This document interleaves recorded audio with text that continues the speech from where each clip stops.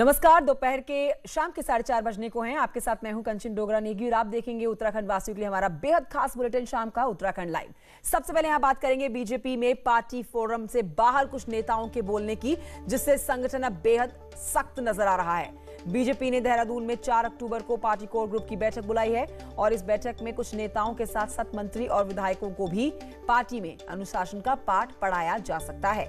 इतना ही नहीं, core group meeting से एक दिन पहले 3 अक्टूबर को पार्टी के राष्ट्रीय सह महामंत्री संगठन शिव प्रकाश देहरादून पहुंच रहे हैं और इस दिन पार्टी संगठन और राज्य मंत्रिमंडल की बैठक बुलाई गई है। माना जा रहा है कि इसमें मंत्रियों के कामकाज की समीक्षा तो होगी ही, साथ ही साथ संगठन के साथ तालमेल को लेकर भी चर्चा की जाएगी।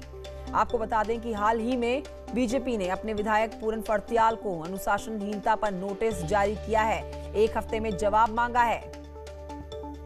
तो वहीं सचिवों की एसीआर को लेकर भी अब मामला काफी गर्मा गया था।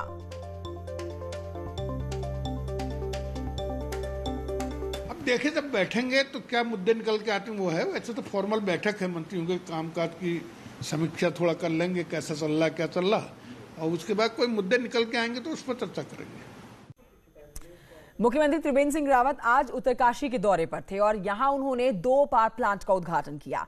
सीएम ने चिन्यालीसौड़ ब्लॉक के इंदिरा टिपरी से 200 किलोवाट के सोलर पावर प्लांट का लोकार्पण किया है। तो वहीं आपको बताएं, डुंडा ब्लॉक के चकौन गांव में पिरूल से बिजली बनाने वाले 25 किलोवाट के बिजली संयंत्र की शुरुआत की गई। मुख्यमंत्री त्रिवेंद्र सिंह रावत ने कहा कि सोलर परियोजना स्थापित करने में कुछ लोन संबंधी परेशानियां आ रही थी, लेकिन पिछले 2 महीने में सारी परेशानियां दूर कर ली गई। सीएम ने कहा कि सरकार की योजना 10,000 युवाओं को सोलर योजना से स्वरोजगार देने की है। तकलीफ नहीं होगी क्योंकि बिजली खरीदने की गारंटी सरकार की है और सरकार उनकी गारंटी दे रही है। जो मुख्यमंत्री सोलर स्वरोजगार योजना है, इसमें सरकार गारंटर है, इसलिए बैंकों को कोई दिक्कत नहीं है। मैं अपने नौजवानों से कहना चाहूँगा कि आप मुख्यमंत्री सोलर स्वरोजगार योजना में आइए, आपको ऋण मिले। मुख्यमंत्री जी को हमने फिर इसके बाद जो है ये तो बड़ा प्रोजेक्ट है 200 किलोवाट का, जो 25-25 किलोवाट के बना के दे रखे हैं। इससे क्या है कि छोटे छोटे प्रोजेक्ट लगेंगे गाँव में, तो गाँव की बिजली की जो समस्या है वो सॉल्व हो जाएगी। और साथ में जो क्या है कि वहाँ पे 2-3 लोगों को रोजगार मिलेगा, जो रोजगार एक बहुत बड़ी समस्या है आज के डेट में।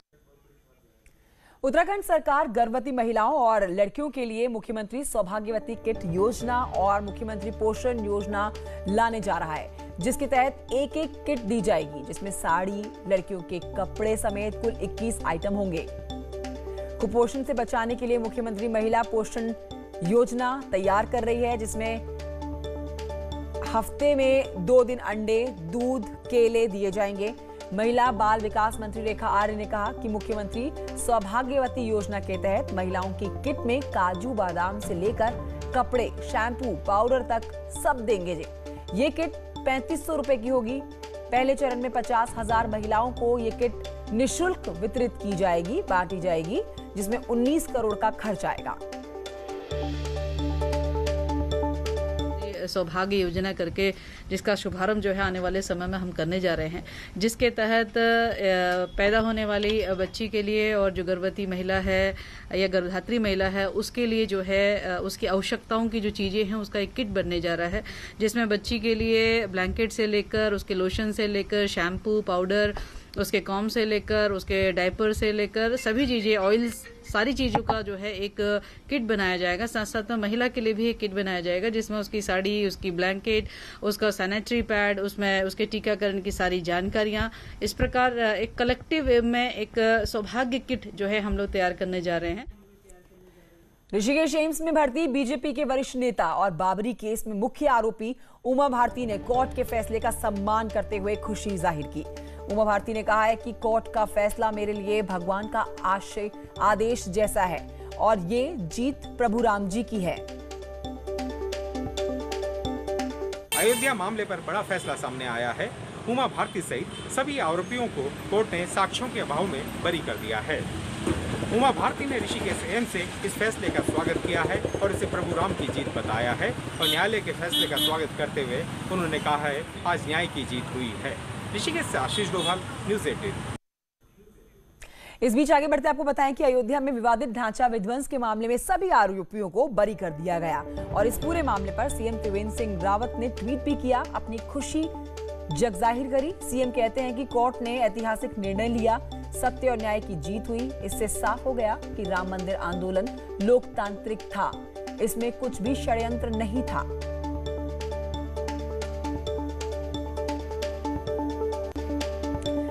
राज्य की सड़कों पर तय सीमा से अधिक स्पीड में गाड़ी चलाना भारी पड़ सकता है, क्योंकि सीपीयू यानी कि सिटी पुलिस यूनिट और एचपीयू यानी कि हिल पुलिस यूनिट के पास अब स्पीड लेजर गन पहुंच गई है। इस लेजर गन से 1 किलोमीटर के दायरे में आ रही गाड़ियों की स्पीड और नंबर प्लेट की फोटो खींची जा सकती है।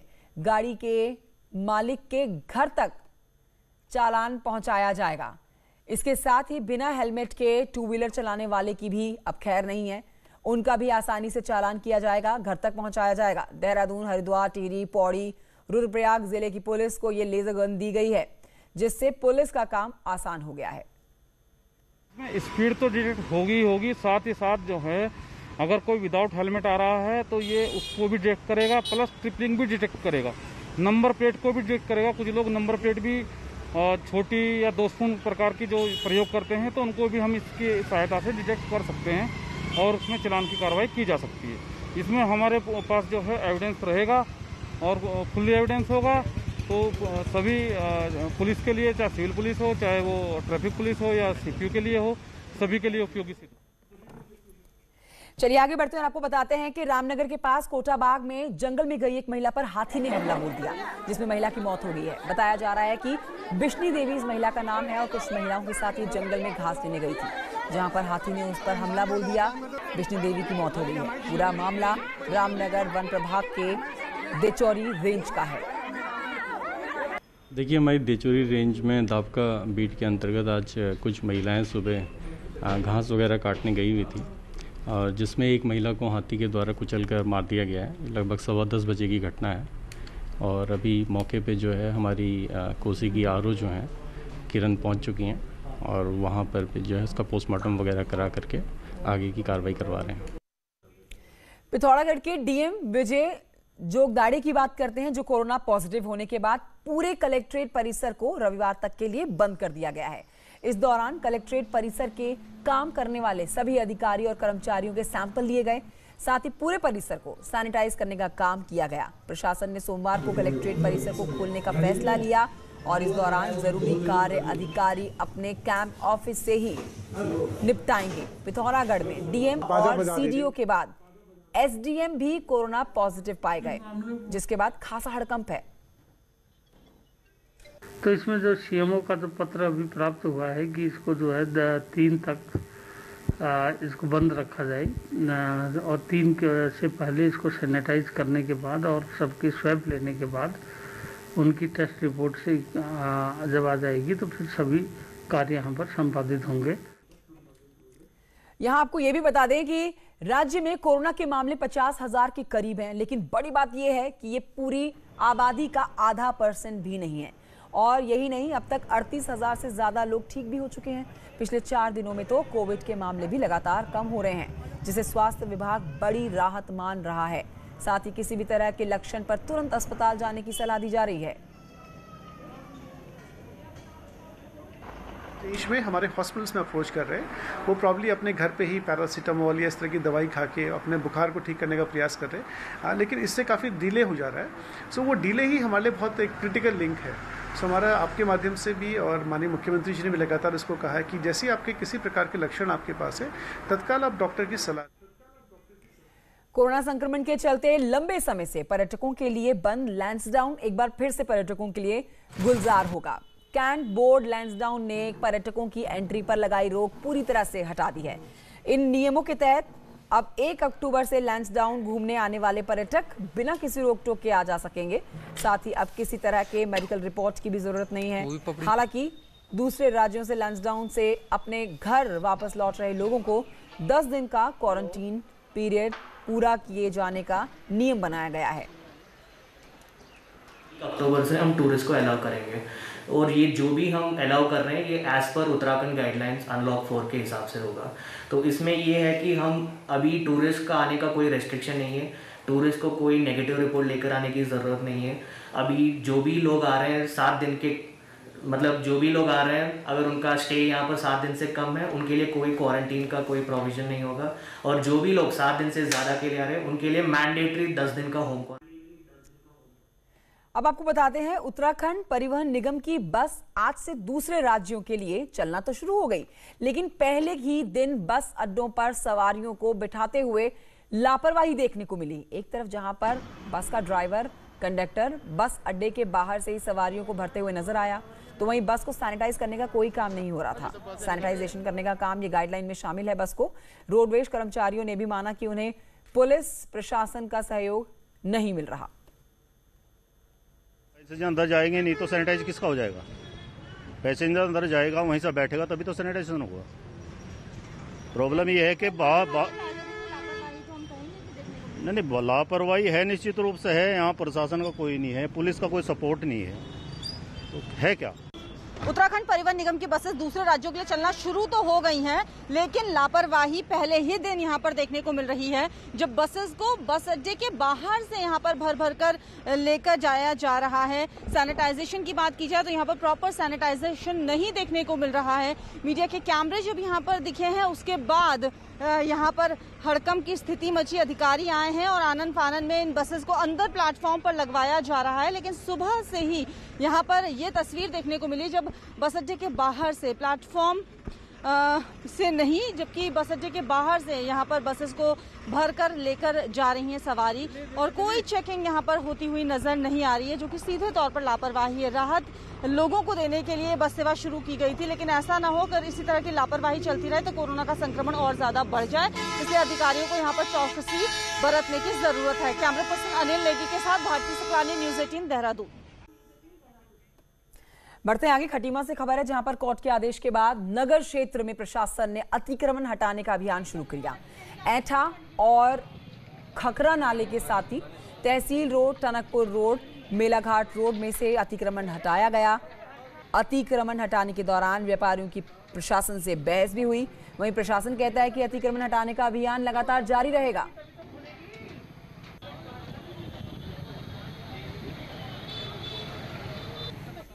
और इस बीच एक बड़ी खबर आ रही है, आईपीएल से जुड़ी बड़ी खबर है। रुड़की से बड़ी खबर, जहां पर आईपीएल मैच पर सट्टा लगाते हुए 4 लोगों को गिरफ्तार किया गया है। पुलिस ने मौके से 8,000 से ज्यादा रुपए बरामद किए हैं। साथ ही एलईडी और सट्टे की पर्ची भी बरामद की गई है। पुलिस अन्य साथियों की तलाश कर रही है। कुछ लोग पुलिस के हाथ चढ़े हैं।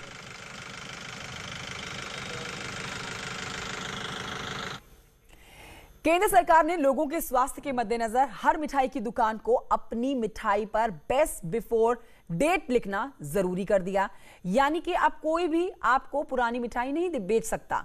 कल से सभी मिठाई वालों को अपनी मिठाई पर बेस्ट बिफोर डेट लिखना अनिवार्य हो गया है। वहीं मिठाई एसोसिएशन इसके पक्ष में है। सेफ्टी अधिकारी दुकानों में जाकर मिठाई की जांच भी करेंगे। हालांकि अधिकारी मानते हैं कि कर्मचारी कम है, इसलिए आम जनता को ही जागरूक होना होगा। शिकायत मिलने पर खाद्य सुरक्षा विभाग को कंप्लेंट की जा सकती है। एक तो ये रखने के लिए कहा गया है कि आपकी मिठाई कब से तैयार करी है, ये आपको लिखना पड़ेगा। एक आपने बेस्ट बिफोर लिखना है कि आपने इसे कब तक यूज करना है, और इसकी सेल्फ लाइफ कितनी है ये भी आपको लिखनी पड़ेगी। वो सामान खरीदने से पहले जिस भी शॉप पे जाए, जिस भी उस पे बॉक्स पे जाए, उस पे देखे, वो अगर वो मिठाइयाँ खरीद रहा है उस मिठाई के ट्रे पे साफ साफ लिखा होना चाहिए कि बेस्ट बिफोर, कब तक वो सुरक्षित है खाने में, और डेट ऑफ मैन्युफैक्चरिंग, वो कब बनी है। तो अगर ग्राहक जागरूक होगा तो हमारी समस्याएं ऑटोमेटिकली ठीक हो जाएंगी। पिथौरागढ़ से खबर, जहां पर मंडुआ और झिंगोरा बेचने वाले किसानों के लिए एक बड़ी राहत की खबर आई है। सहकारी समितियों ने इनके लिए जिले के विभिन्न इलाकों में 22 क्रय केंद्र बना दिए हैं। किसान अब इन क्रय केंद्रों में अपने स्थानीय उत्पादों को बेच सकेंगे। 1 क्विंटल मंडुआ के 2,000 और झिंगोरा के लिए 2,500 का मूल्य भी तय किया गया है। और प्लस ट्रांसपोर्टेशन हल्दू चौक तक इसको यूसीएफ करें। सहकारी समितियों के माध्यम से मंडुआ और झंगोरा इन दोनों के क्रय करने की एक नीति बनाई है, जिसमें 2,000 रुपये किलो मडुआ और 2,500 रुपये किलो झुंगरा जो है साधन सहकारी समितियां क्रय करेंगी। अब बढ़ते हैं आगे और खबर उधम सिंह नगर की आप तक पहुंचाते हैं, जहां पर 1 अक्टूबर से शुरू होने वाले 150 से ज्यादा धान तौल सेंटर को लेकर प्रशासन ने तैयारियां पूरी कर ली हैं। डीएम के मुताबिक किसानों के साथ बैठक की गई है। जिले के सभी मंडी समिति सहित पूर्ति विभाग को धान तौल सेंटरों की तैयारियों के निर्देश दे दिए गए हैं। 1 अक्टूबर से 150 से ज्यादा धान सेंटरों धान की खरीद शुरू हो जाएगी। देखिए, धान खरीद को लेकर के हमारी किसान भाइयों के साथ मीटिंग हो चुकी है, जिसमें राइस मिलर्स एसोसिएशन भी शामिल थे और सभी विभागों के अधिकारी भी शामिल थे। पिछले वर्ष की तुलना में हम लोग इस बार सेंटर बढ़ा रहे हैं। 178 सेंटर इस बार हम लोगों ने अभी प्रपोज किया हुआ है, प्रस्तावित किया हुआ है।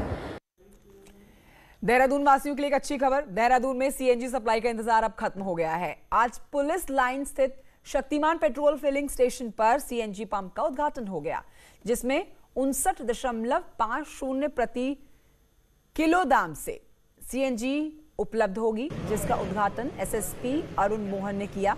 इस मौके पर पहुंचे गैस अथॉरिटी ऑफ इंडिया के अधिकारियों का कहना है कि देहरादून में 8 सालों में 50 सीएनजी स्टेशन बनेंगे। ज़्यादा एक सर्विस की तरह है, क्योंकि जो सीएनजी व्हीकल्स हैं पॉल्यूशन के लिहाज से काफ़ी बेहतर रहते हैं, और अभी उत्तराखंड में सेकंड सीएनजी का फैसिलिटी प्रोवाइड कर पा रहे हैं हम।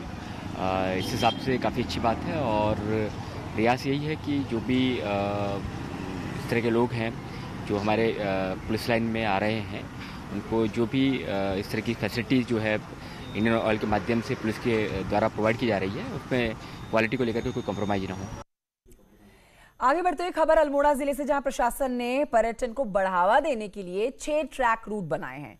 इनमें अल्मोड़ा शीतला खेत, अल्मोड़ा कसार देवी, अल्मोड़ा कटारमल, कालिका मचखाली, जागेश्वर, वृद्ध जागेश्वर और दूनागिरी के ट्रैकिंग रूट बनाए गए हैं। इसके साथ साथ पुराने घरों को होमस्टे में पंजीकरण और उन्हें घरों को ठीक करने के लिए आर्थिक मदद भी विभाग की तरफ से दी जाएगी, जिससे स्थानीय लोगों को घरों पर ही रोजगार मिलेगा और पर्यटन को बढ़ावा। इसको हम चाहते हैं कि हम पॉपुलर करें, और इसके लिए हम इनको एक उत्तराखंड पर्यटन विकास परिषद द्वारा अधिसूचित करने हेतु हमने भेजा है इसका पत्र, जिसके उपरांत इनकी 2 किलोमीटर की परिधि में आने वाले जितने भी होम स्टे होंगे, हम उनको रेनोवेट करने तथा नए रूप से बनाने हेतु सहायता की धनराशि उपलब्ध कराएंगे। रुद्रप्रयाग से खबर है, जहां पर आपको बताएंगे केदारनाथ सोवेनियर और हस्तकला ग्रोथ सेंटर का उद्घाटन किया गया है, जिसमें CNC 3D laser cutting machine से महिलाओं को विभिन्न प्रकार के डिजाइन बनाने सिखाए जाएंगे। केदारनाथ सोवेनियर ग्रोथ सेंटर के संचालन के लिए जागरूक स्वयं सहायता समूह परकंडी को प्रशिक्षण दिया जाएगा। इस मौके पर रुद्रप्रयाग भरत सिंह चौधरी ने कहा कि जिला प्रशासन द्वारा महिलाओं के लिए रोजगार की दिशा में ये नवीन पहल है।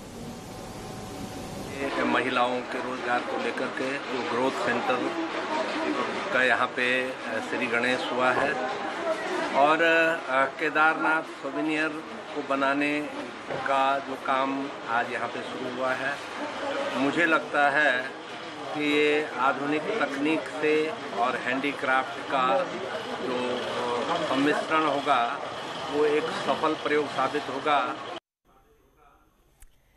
रुद्रप्रयाग और टिहरी जिले की सीमा में पड़ने वाला घनसियाली तिलवाड़ा हाईवे की हम बात करेंगे, जहां पर चिरबटिया से मयाली तक सड़क बदहाल है पूरी तरह से, जिससे यात्रियों को आने जाने में बेहद परेशानियों का सामना करना पड़ रहा है। बता दें कि इन सड़कों का इस्तेमाल बद्री केदार के साथ गंगोत्री यमुनोत्री की यात्रा के लिए श्रद्धालु करते हैं।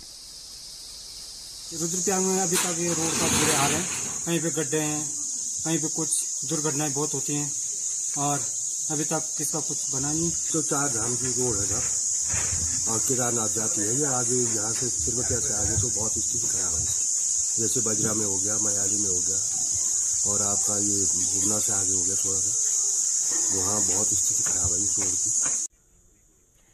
और यहाँ एक बहुत छोटे से ब्रेक के लिए रुक रहे हैं, जल्द लौटेंगे।